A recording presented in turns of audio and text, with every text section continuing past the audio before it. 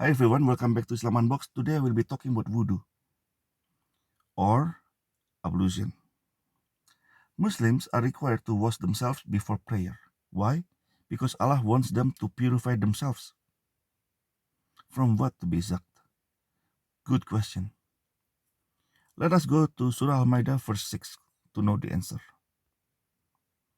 O you who have believed, when you rise to prayer, wash your faces and your forearms to the elbows, and wipe over your heads, and wash your feet to the ankles. And if you are in a state of janabah or after sex, then purify yourselves.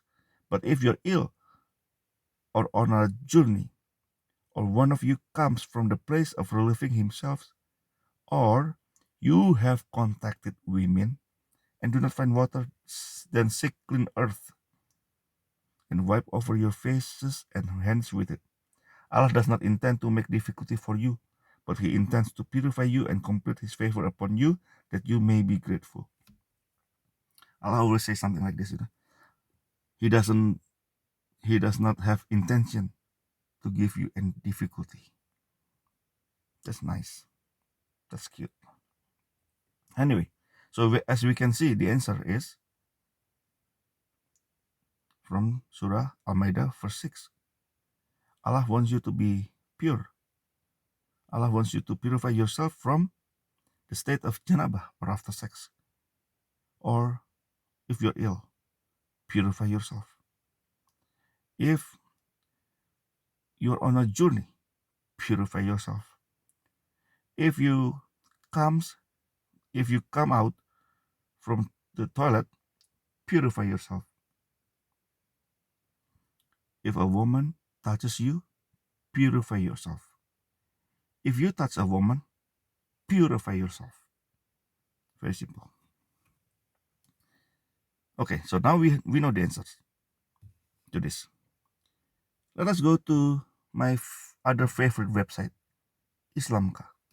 There's someone with a great, quote unquote, great question. Okay, here's the question. I would like to know whether it is allowed for a person to use water that may be unclean for wudu. What if the water is not suitable for drinking due to being unclean? Can one rinse their mouth with this water? Well, if you ask this question to a sane person, the answer will be no. Don't do that. And any sane person, because you may get sick. If you ask a pastor or a priest, a bishop, a nun, I don't know, ask them, can you do this? The answer will still be no. Why? The basic principle is very simple.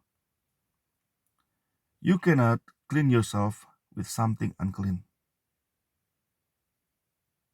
Something unclean cannot make you clean. Very simple. Right? But let us take a look at the answer here. This question was answered for us by Sheikh Abdullah ibn Munayi, who said one of the basic principles of Sharia is the hadith of the messenger, who said there should be neither harming nor reciprocating harm. Part of this principle is that the Muslim is not permitted to harm himself, which includes not using contaminated water for wudu. So it is forbidden to do wudu using contaminated water. But if a person does wudu using such water, his wudu is still valid because it is not najis or ritually impure. But his action is haram because he is harming himself.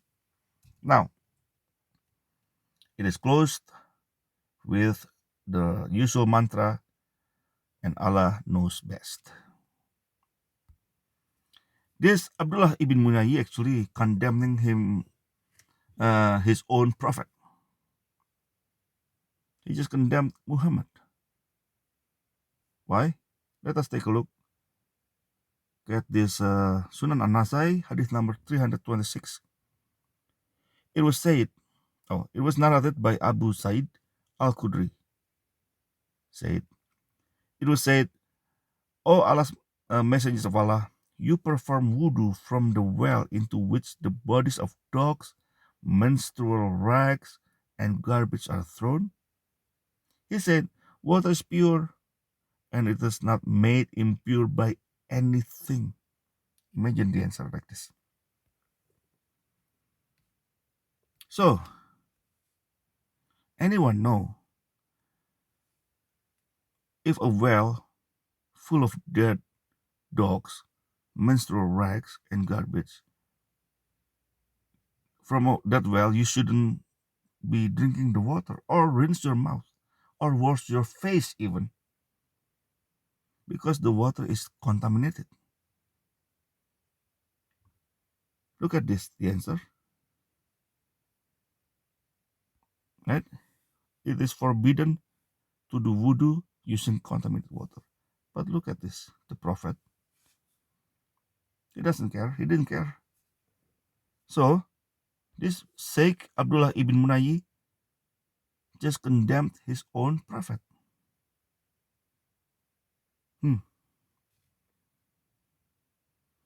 So now, after we take a look this Surah AlMaidah chapter, Quran chapter 5, verse 6, Sunan An-Nasai, hadith number 326.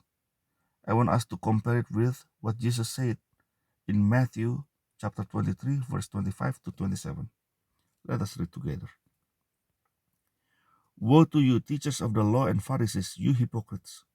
You clean the outside of the cup and dish, but inside they are full of greed and self-indulgence.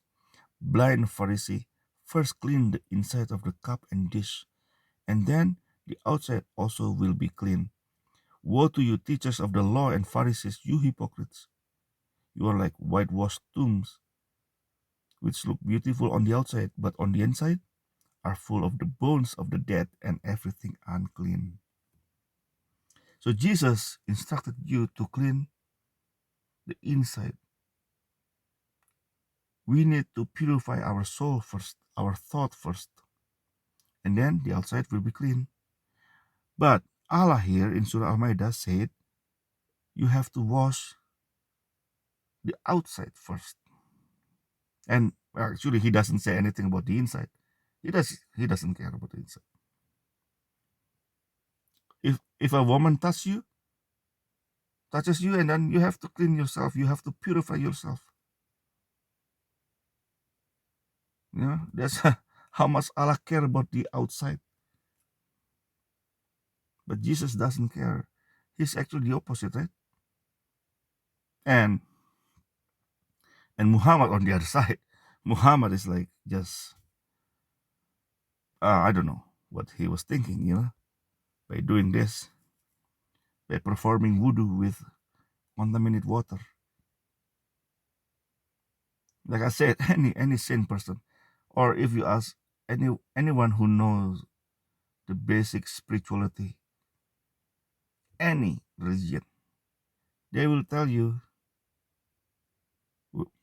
well, not any religion, I'm sorry, but if you ask a pastor or a priest, right, can you clean yourself with something unclean? The answer will be no. But this Muhammad is the opposite. And Allah is the opposite of Jesus. So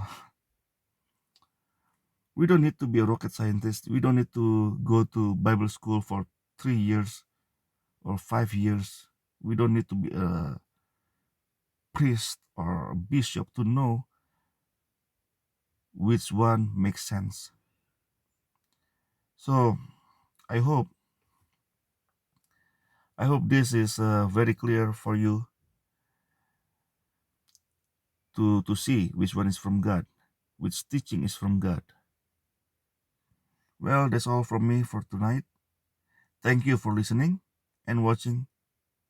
Whether you're doing wudhu before prayer or not. God bless you all. Have a nice life.